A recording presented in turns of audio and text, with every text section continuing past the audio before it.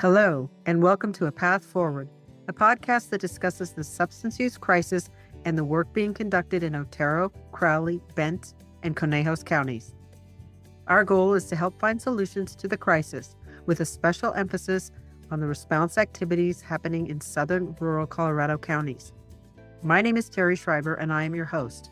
I am the CEO and founder of the Schreiber Research Group, or TSRG, a Colorado-based nonprofit working in partnership with the Otero County Health Department to bring you this podcast. The funding for this podcast is provided by the Health Resources and Services Administration, or HRSA. The Department of Health and Human Services is part of the Rural Communities Opioid Response Program, or RCORP implementation grant. Please know that the views and comments of presenters and guests are their own. Also, the views expressed by the speakers and moderators do not necessarily reflect the official policies of the Department of Health and Human Services, nor does mention of trade names, commercial practices, or organizations imply endorsement by the U.S. government.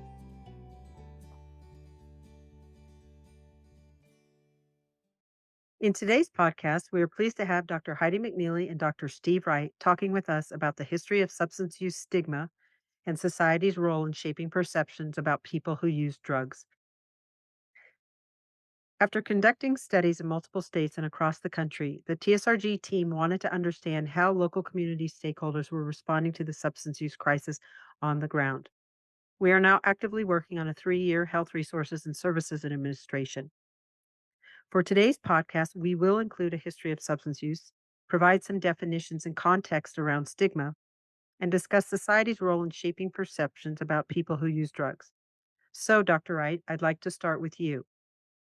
Thank you, Terry. It's wonderful to be a part of this and a very important issue as well. Opioids have been around with us for a very long period of time.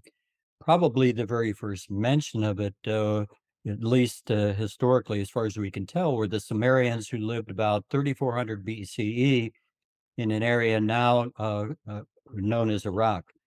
And they had a term for it. That term was Hal-Gil, which means plant of joy. And we can imagine what their experience was like, very much like what individuals experience today in some context.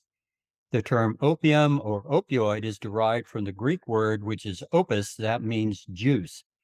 And there was mention of it by Homer in the Odyssey about the effects of opium, and many writings since then, as well as adverse events, which were first described in the 16th century. And this has evolved over time. In 1806, Sir Turner isolated morphine from opium. And this is the active agent that has been used for, of course, hundreds of years, the active agent from the opium plant. And then in about 1853, there was the invention of the syringe, which along with the hollow needle made it a really big change in how we deliver the medication. This was both very useful and very terrible. Wonderful in the sense that morphine became available, particularly during the Civil War, for traumatic injuries and the surgeries that needed to take place, but terrible in that it introduced many individuals to the disease of addiction to opioids in that particular context. Fast forward then into the 1900s, the early 1900s, the Harrison Act defined appropriate use and provision of opioid products to patients and restricted it to physicians. Then a Supreme Court decision in 1918 narrowly defined that physicians could not prescribe opioids to individuals who have opioid use disorder because it was not felt to be a disease. And so this structurally put into place a prohibition where these individuals could not avail themselves, even in traumatic situations where one might use those for pain management. Then through the 1900s, stigma took a strong hold in terms of the emphasis on who was using substances rather than the substance use problems in and of themselves. So, for example, Black musicians in the 1920s characterized as using heroin, characterized as using cannabis products. Cannabis was termed marijuana back in the day. This was a real term that originated in Mexico in the Spanish language, marijuana, but became attached to the use of cannabis primarily in order to say, this is foreign, this is not okay, and basically to enlarge on the racism that was also there. In 1970, the Controlled Substances Act resulted in scheduling of the medications in terms of their risk and ability to or inability to provide medical relief for medical purposes. And so Schedule 1, for example, was a classification indicating two things. One, that there was no identified medical use, and second, a high risk for misuse with regards to problems with safety. So Schedule 1 included heroin, LSD, cannabis, ecstasy, and that travels with us today, even though that cannabis products are now being reconsidered to be rescheduled as Schedule 3, indicating that there is a medical use, but there retains some risk associated with that.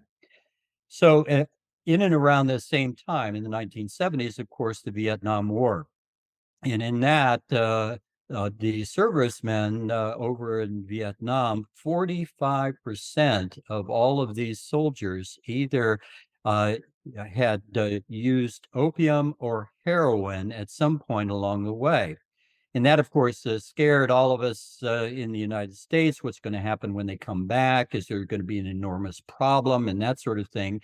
And so President Nixon moved forward with a variety of strategies, which included the development of methadone as a treatment process. Dole and Niswonger, in and around that same time, had developed the data and the studies to support its use for individuals with the disease of opioid addiction. And so in a highly regulated way, methadone was introduced as an option for treatment for these individuals as well. In and around this same time was the developing a picture of treatment of a substance use disorder or addiction through other means. And predominantly at that point, it was the development of AA, and in the late 1930s, Narcotics Anonymous came into play in 1954. And so that thread moved on through, and they were parallel, but often not interacting threads. So individuals that were using methadone did not typically avail themselves of 12-step processes, and vice versa. Those in 12-step were basically individuals that were not using methadone or not given that opportunity. In fact, there really was, in essence, a prohibition from involvement in 12-step movement if you were actively in a methadone program as well. So moving on from there, we had what was other treatment processes that were in place at that particular time, and narcotic farms, so to speak, which are basically in Kentucky and were basically prisons. So individuals, predominantly from New York, would be transported there and in detention for a number of months, typically years, and hopefully, at least the theme was at that particular time, that the theme of punishment would result in these individuals being demotivated from the use of substances when they left. However, indeed, very many of those individuals, in fact, the vast majority, would return to use on return to their home, say in New York City, and that sort of thing. So those are the threads that kind of bring us up to this moment. One more thing, though, buprenorphine was synthesized originally actually from the opium plant. One of the products in there is called thebane. Buprenorphine synthesized in 1976, and by 1978, Verseclin had identified the potential use for opioid addiction, but it took until 2002 for approval of this process, with a restriction that an individual that is prescribing this had to have an X waiver which means a variety of hoops had to be jumped through in order for individuals to be able to prescribe this to individuals with opioid use disorder. So both methadone and buprenorphine became available, but in a very restrictive fashion structurally, which resulted in significant steps that individuals needed to make, as well as providers, in order to be able to access this particular treatment. A lot of these things are now improving, though slowly. The X waiver is no longer required for prescribing buprenorphine. Methadone still needs to be prescribed in the context of opioid use disorder through specific opioid treatment programs, although physicians can use methadone for pain management separately.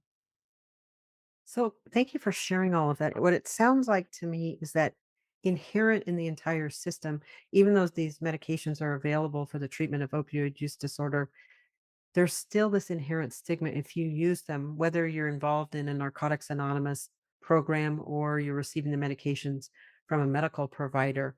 And as you suggest, we're making forward progress, but it's sort of the antithesis of what's happening relative to the onslaught of all the overprescribing for opioids. So can you talk about that change and why did the floodgates open?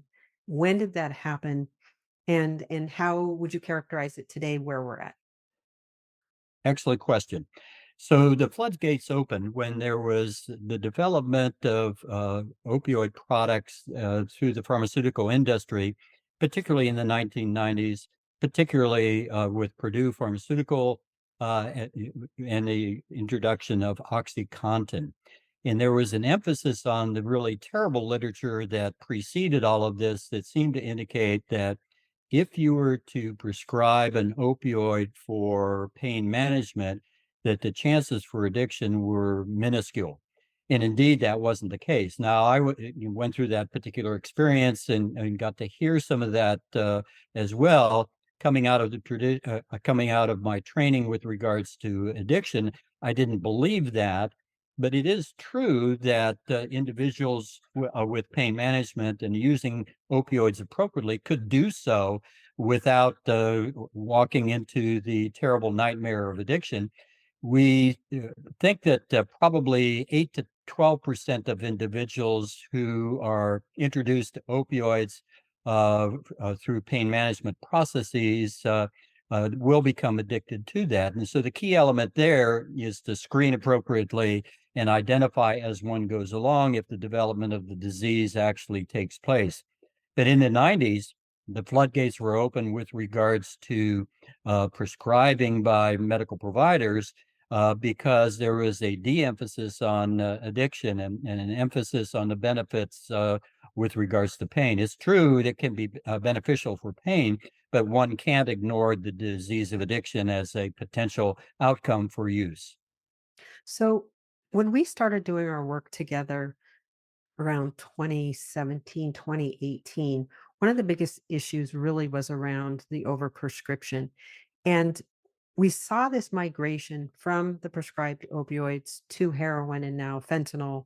In some areas of the country, xylazine is being incorporated into the drug supply as well. And I'm just wondering if you can talk about that evolution, because the last I heard, we're at about 100 to 110,000 overdose deaths per year, and two-thirds of those are specifically related to opioids. And so if you could talk about that evolution. Certainly. Yeah, I think that this has a lot to do with structurally how things are set up in terms of how we address the substance use problems in the United States.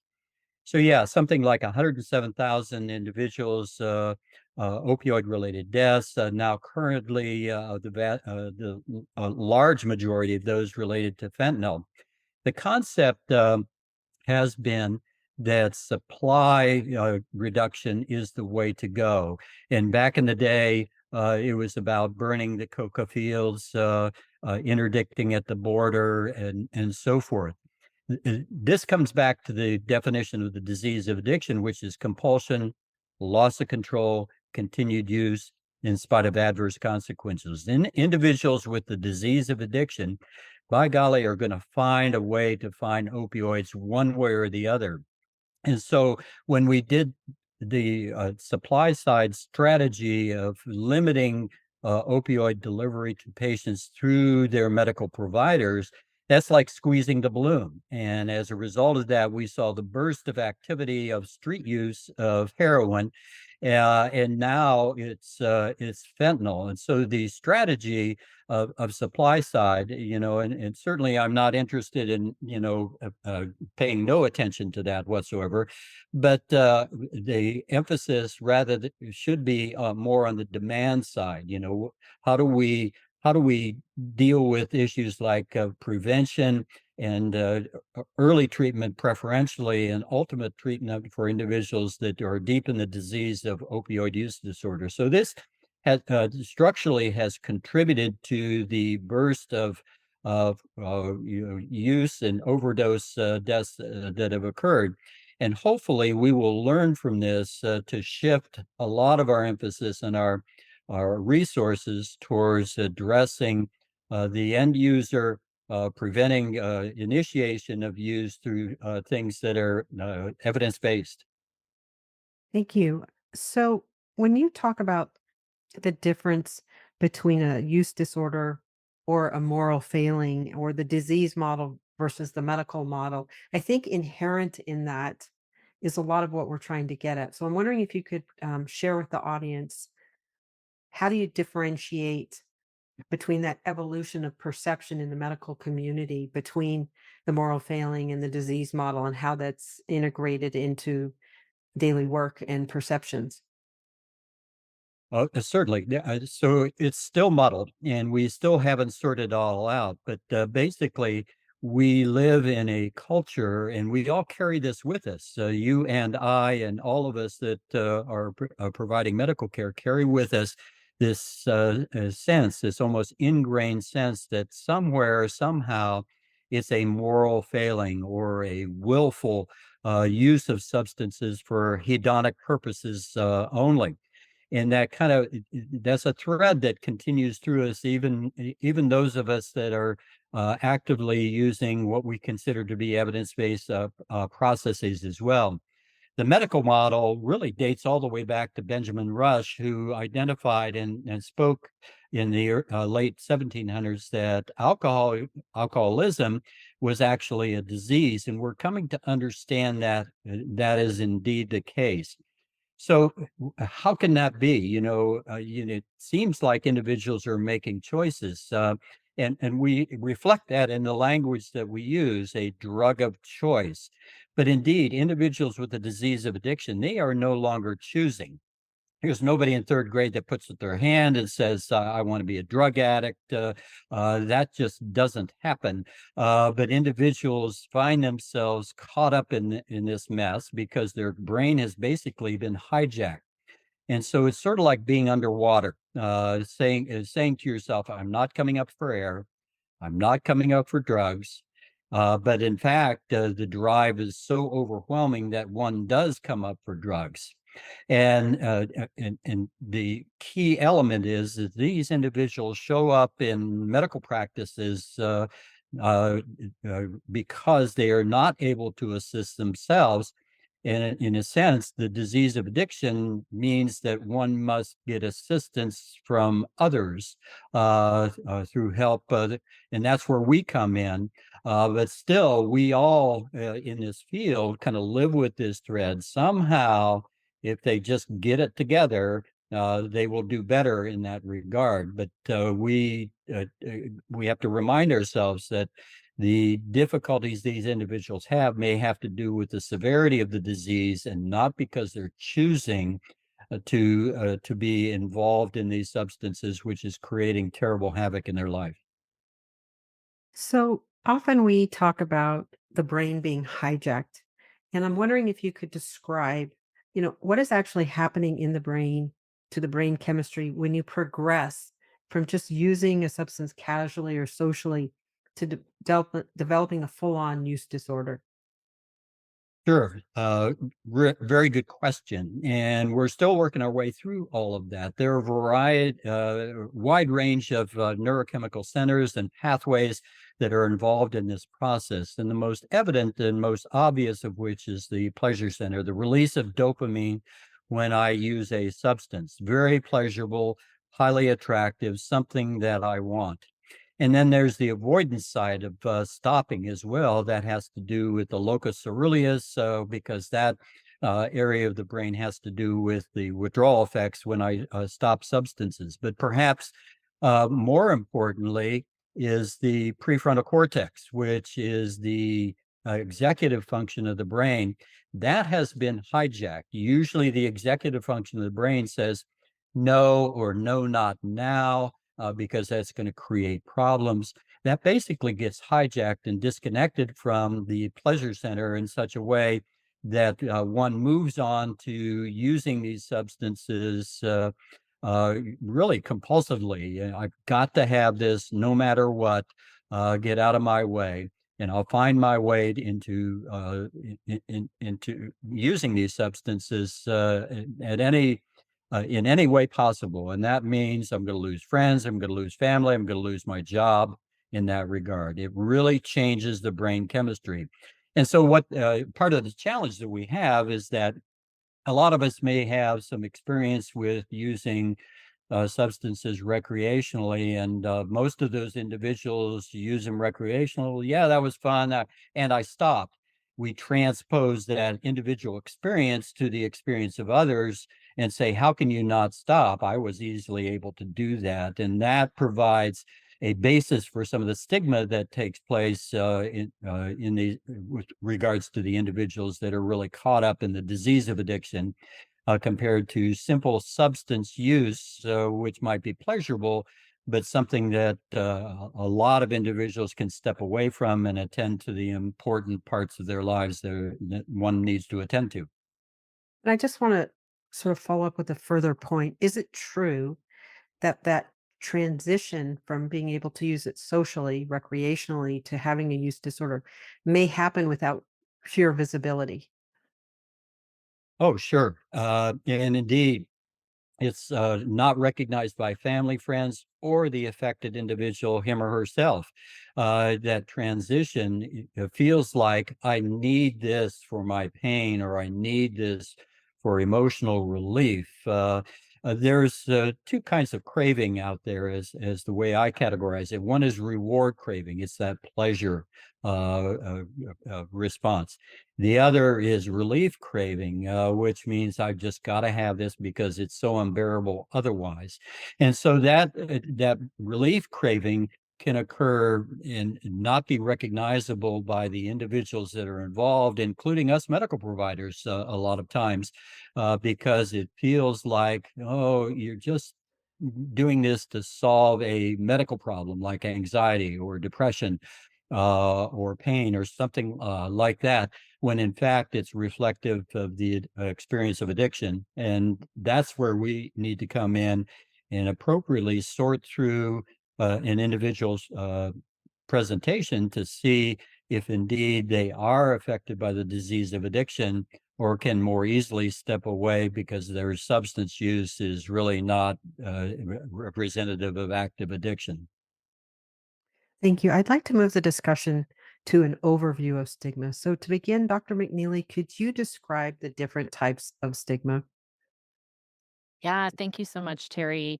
And thank you, Dr. Wright. It's fascinating to hear this kind of review on the history of drugs and the impacts that they have on our bodies and kind of what we know about it that we didn't know for so many years.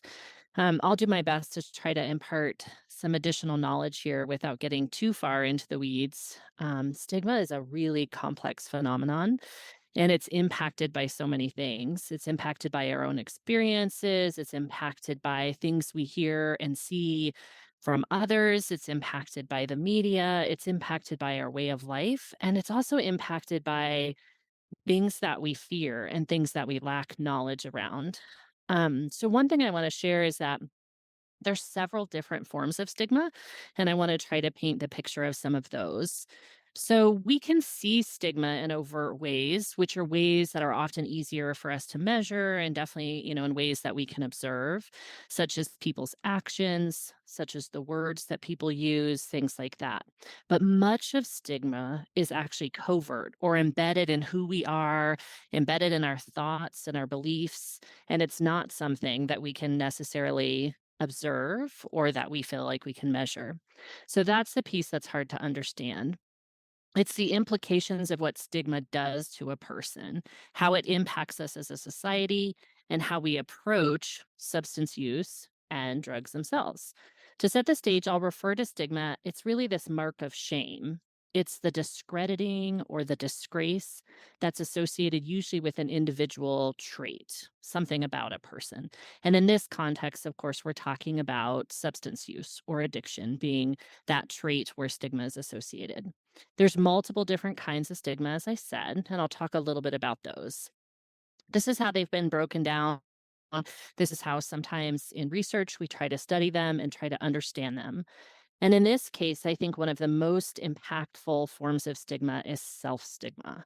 It's the stigma that's internalized within the person who's using substances. Self stigma is when they have certain opinions or feelings, even thoughts about themselves. Typically, these are negative feelings and thoughts, and they're associated with their own personal substance use. These might be thoughts that they experience when they're using or when they're trying to avoid using, but they're still having cravings. A lot of it's wrapped up in their sense of shame or guilt about their inability to stop using or, not having that desire for the substance. I think in my research, I heard a lot of treatment providers say when I asked them, "What are your patients' experiences with stigma?" They'd say, "Well, like we don't really talk about stigma, but they do talk all the time about shame and guilt that they feel around their substance use." But if we look at that from an academic lens, we actually realize that that shame and guilt is self or internal stigma. That's the one form of stigma that I think can be really, really harmful, but really impact how someone progresses through their addiction, through looking for treatment, all of those things. Another form of stigma is anticipated stigma. This is when the individual expects it or anticipates that they're going to be stigmatized, that they're going to experience something in a future situation. This could be a social situation. It could also be when they're going to receive healthcare services. They might walk into a local clinic or the emergency department that's nearby because they need treatment, maybe for a skin infection or something like that. And they already walking in and prior to going anticipate that they're going to be treated differently because of the condition they're walking in with, because someone might know or they might have to share that they've used substances. And that's the reason they're seeking treatment. And that really impacts their willingness to even take that next step, to walk through those doors, to be willing to go seek treatment. So a lot of times that anticipation of stigma delays their seeking care, which is needed. Another one is perceived stigma. What do others think about me? It's always worrying about others' perceptions. It may, make the person uncomfortable. They're worried about someone thinking they might be untrustworthy or, not able to do a job, say if they're going in for a job interview. So, the perception and worrying about that is another form of stigma. Enacted stigma is the stigma that I mentioned kind of early on. It's that overt stigma. It's what we can actually see. These are the experiences that someone might, in public or in front of the person or directly to the person, make a negative comment. It's when they act out against an individual with substance use or with addiction, and treat them negatively, maybe exclude them because of their substance use. This can obviously be very degrading, demeaning, and very negative experience. It could be being turned away from services, like being told by a provider or a physician or someone in the emergency department, you're not allowed to come back and receive services. You're coming in for the same reasons. We're seeing you too often. You're not taking control of this. Um, or saying, I can't take care of you strictly because of your substance use without any other rationale or reasoning. We also see enacted stigma a lot coming from people that individuals are closest to, like family members. Families saying, I'm sorry, you're not allowed to live here anymore. We're kicking you out. You can't be here. We can't deal with your substance use. This is an active stigma or something that we actually see and feel and we can measure and wrap our heads around. So these are a few of the different types. I definitely think, this overlaps with what Dr. Wright was saying. Another form of stigma is this structural stigma. It's the what's kind of been built into our history, what's built into the way as a society we deal with and address substance use. This is often embedded in our laws. So, those strict regulations he was talking about around methadone, around how we can prescribe medications, around how we give treatment, around what's covered by insurance companies, all of those things can be part of this structural stigma. It's how we respond to those individuals. And that one's really, really hard because it can take years or decades to start to see a shift in that. Based on the history that we've heard, you can see that, we have a long ways still to go, but we have definitely come quite far as well.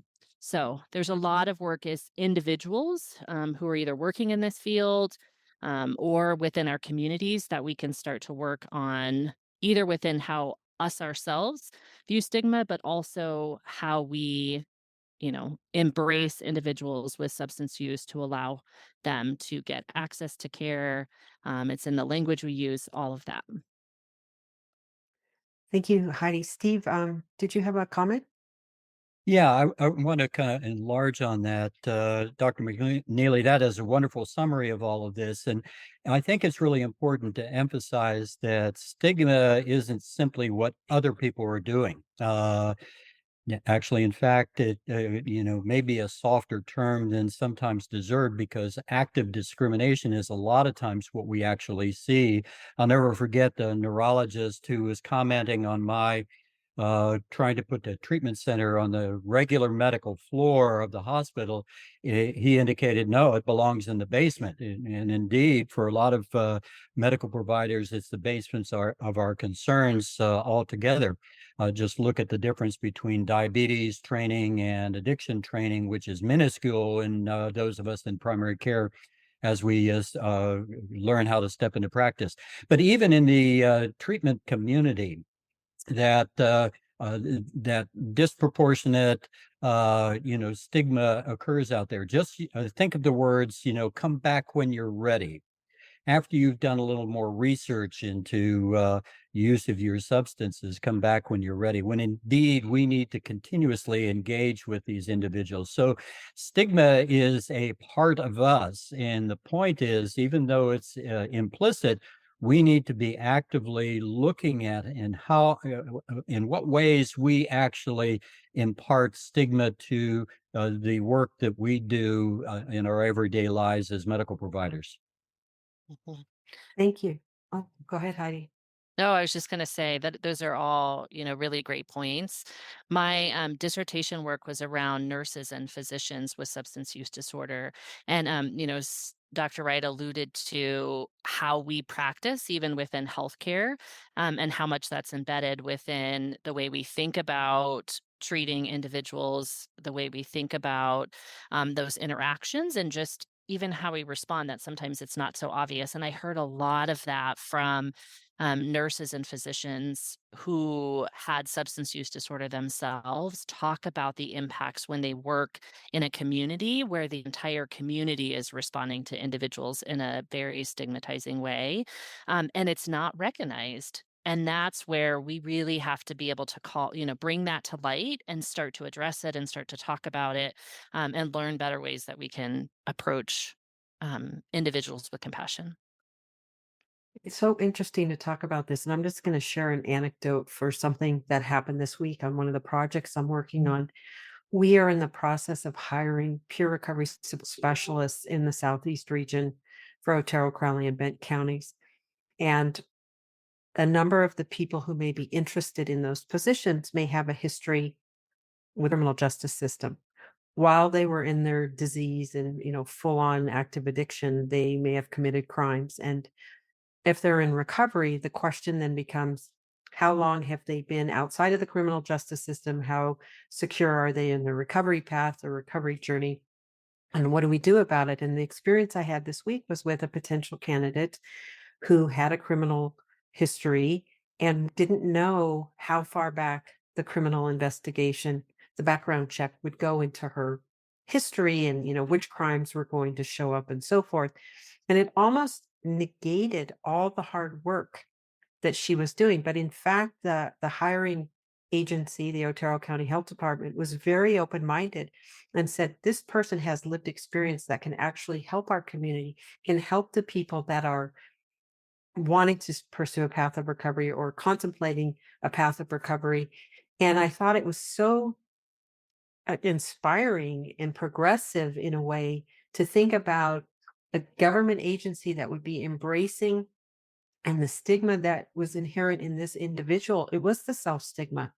Am I worthy? Can I show up to work with my full self, with all my flaws and imperfections and mistakes that I made in that phase of my life that I'm trying to overcome? And I said, yes, yes, you can. And I think that was a first. And so I just thought it was a really interesting experience this week. Steve, Dr. Wright. I think that's a wonderful story and an example of how things can really work well. One of the great paradoxes is that when one enters into recovery, suddenly I'm as honest as I've ever been in my life.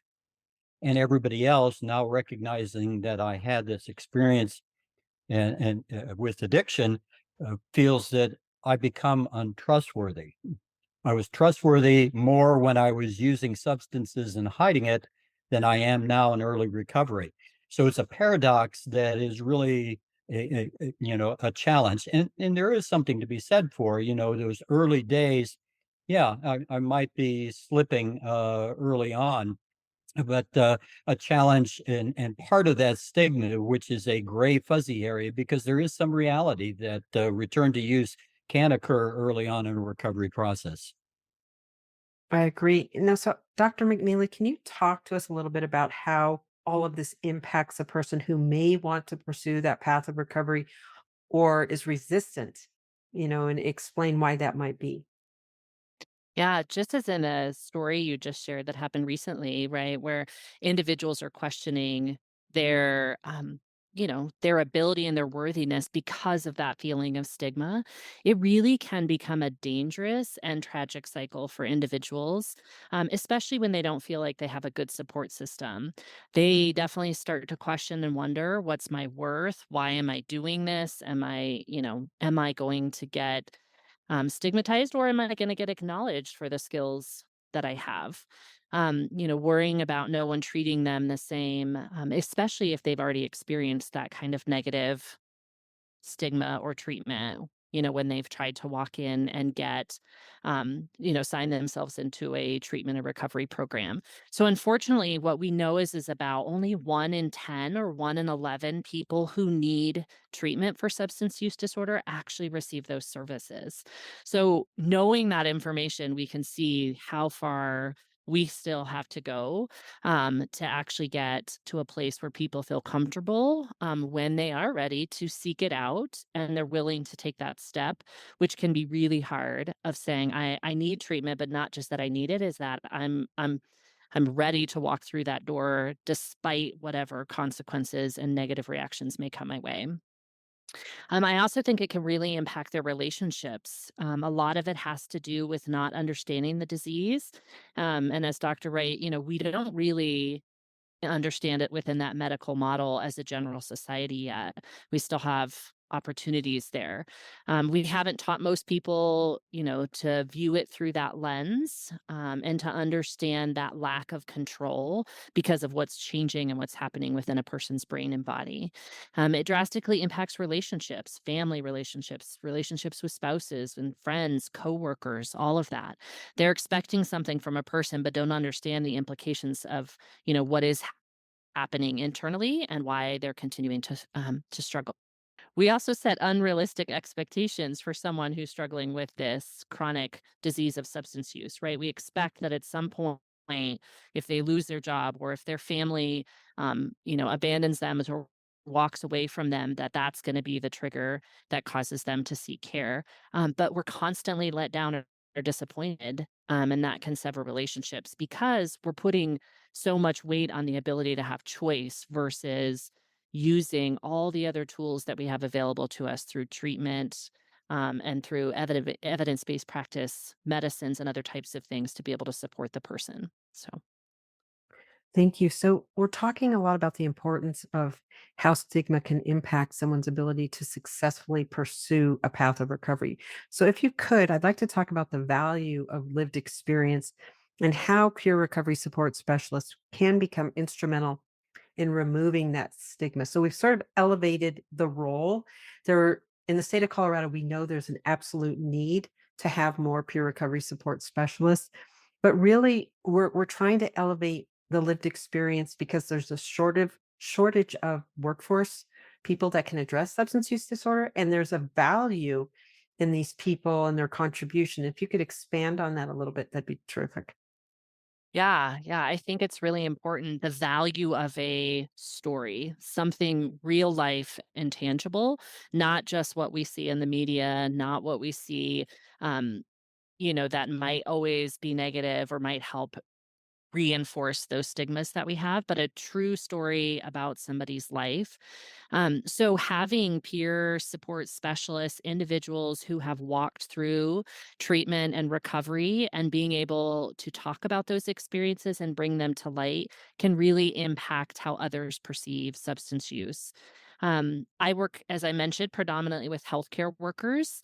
And when I first started working in this role, it took a while. I think Dr. Wright alluded to that too. We have to do that internal work within ourselves, to address those feelings, those thoughts, those emotions we have, when we encounter people and situations that are different than what we are used to, or is something that we don't fully understand. So it took a while for me to wrap my head around the disease model of addiction. I had a lot of my own stigmas and internal biases that I also had to work through. But I really feel there's a huge opportunity to learn from people who are dealing with substance use, who have sought treatment, and who are in recovery. There's much to learn about their stories. There's a lot they can do to support other individuals, and help them walk through that. I think, those step by step being right there to assist in all the difficult things that come up, teaching them about the systems, who's supportive, where have they received care, that the providers were compassionate and understood substance use disorder, who were employers in the area that understood that and overlooked the fact that they had a criminal past, or, they had situations in their past that didn't, look positive, and how did they get through that. Also, just being prepared and helping each other to, how do you talk about your substance use disorder? How do you talk about being in recovery? And how do you advocate for yourself and promote yourself as based on the strengths and talents that you have to be able to, get a job, to be able to get housing, to do all of those things. So I think hearing those stories, sharing those stories, and walking alongside each other, is a powerful tool that I think we really do need to continue to embrace and to leverage, and that will help us make progress forward. I absolutely agree with all of that you said, and this brings up the issue, however, of a training process, a certification process as well, because what we don't want to have happen is that I did my recovery this specific way, you should too. Individual experiences are really very individual, and you can't necessarily translate your individual experience with recovery directly to another individual. There are a variety of treatment strategies out there, and a certified individual is really important because they will have their arms around a variety of things that they themselves did not find was necessary for their own individual recovery. And so both the lived experience very important, but the certification process to understand that there's a range of therapies is really important as well. So, I want to thank Dr. Wright and Dr. McNeely, for being with us today. And I'm going to wrap up part one of our segments on stigma. But before I do, I want to open it up to both of you to share any closing remarks you may have that you'd like to share with the audience. Certainly, I could jump right in. I think that a lot of times it's the poets that really kind of help us understand what's really going on with that. And I recently ran into a poet. She's wonderful. Jean Ann Verlee is her name, and she comes out of a trauma experience and is very open about all that. But she has comments about stigma as well. And I want to read a couple lines from a couple different poems of what she said that really caught my attention in relation to stigma. Here's what she said. You are a bad idea. You are, I know better. You are more than beer and vomit. You are more than I can ever put into a poem. So, with regards to stigma, we have grown up in a culture to narrowly think of individuals with the disease of addiction, particularly those in active addiction, in such and such a way. It kind of puts a boundary around who they are as individuals. This is a person with addiction. This is not an addict. An addict tends to frame that individual as simply, that's what they are. You are a disease. And indeed, a lot of our stigma comes out of all of that. And we need to look in ourselves and look into our policies and see where this lands and what we need to do to adjust that as medical providers, as individuals that are providing services, as peers, and as a society as a whole, as we sequentially develop policies that might be of help to these individuals. That's great. Thank you, Dr. Wright, for sharing that. I agree. Sometimes poetry, music, right, they capture things in ways that are really hard for us to describe otherwise. So I think, as a nurse for 23 years, looking back, there's certain things that are I found to be more challenging, certain conditions and things than others. And, substance use is like chronic pain, is like mental health, mental illness, things that it is not always easy to observe and to see. And there's so much that's happening internal to the person that is an experience that only they are going through. And it's hard for us to look at that person and see that they're suffering, see that their brain is firing in certain ways, or the ways that the chemicals are working or not working together. And so it becomes really hard for people external to that individual to understand, besides listening to them and hearing their stories and how they're describing what it's like.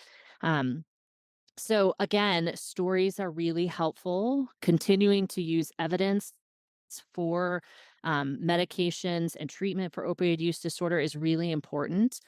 We need to start to normalize that these methods work. We need to show evidence. We need to continue to support treatment.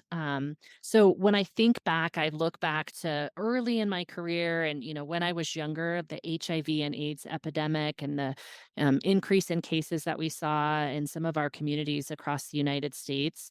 And there was really, really strong stigma associated with HIV. And from a healthcare perspective, I have seen that decrease drastically over the last few decades. And my hope is that we can see the same things for individuals with substance use disorder, and recognizing that we've come a long way in our understanding. We've come a long way in what's available. And even though we still have work to do, I think there's hope to see that, there is a brighter future of for individuals and for our communities, and embracing all of the people who are walking this journey. And so I just want to continue to shed light on this. And as researchers and as clinicians, I hope we can come alongside this community and, our own communities locally and nationally, to support these efforts to move forward. Thank you so much for being here today. It's been an absolute honor and privilege to get to work with Dr. McNeely and Dr. Wright on this podcast. I also want the listening audience to know why we chose the title for the podcast as A Path Forward. It was specifically chosen because we believe that there should be a path forward for people who use drugs or for people in recovery who choose to move on with their life. And through the HRSA work, we want to be part of that path forward. We are working to carve a path for those individuals who are actively using or contemplating a path of recovery and want to live a life free from drugs. Our goal is to bring you content that will help educate you on some of the core issues this community is facing. We hope you will continue to listen to the various topics. We will have additional topics specifically on stigma in the coming sessions. This is part 1 of a 3-part series. I want to thank you all for being with us today and hope that you will join us for these additional segments. This podcast is brought to you by the Schreiber Research Group and Comprehensive IT Solutions. Our goal is to discuss the substance use crisis and work being conducted in Otero, Crowley, Bent, and Conejos counties. Our goal is also to help find solutions to the crisis with a special emphasis on the response activities happening in rural counties. Thank you again, Dr. McNeely and Dr. Wright, for taking the time to be with us today and talk about the history of substances, stigma, and society's role in shaping perception about people who use drugs. Thank you again for tuning into this segment of A Path Forward. My name is Terry Schreiber.